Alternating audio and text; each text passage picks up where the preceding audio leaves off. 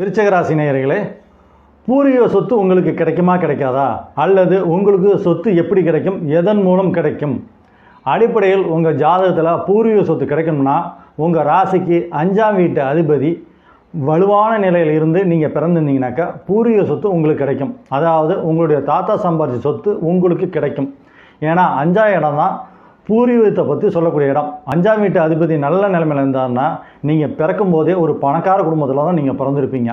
அல்லது பாக்கியாதிபதி 9ஆம் வீட்டு அதிபதி குடும்பத்தில் தான் நீங்கள் பிறந்திருப்பீங்க.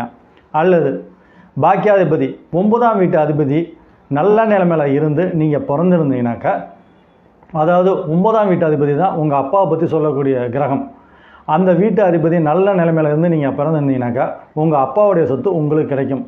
அல்லது நீங்கள் பிறந்த ராசி அதிபதி, விருச்சிக ராசி அதிபதி செவ்வாய் பகவான் ஆட்சியோ அல்லது உச்சமோ பெற்று நல்ல நிலைமையில் இருந்து நீங்கள் பிறந்திருந்தீங்கனாக்கா உங்கள் சொந்த உழைப்பின் காரணமாக உங்களுக்கு சொத்து கிடைக்கும். நன்றி.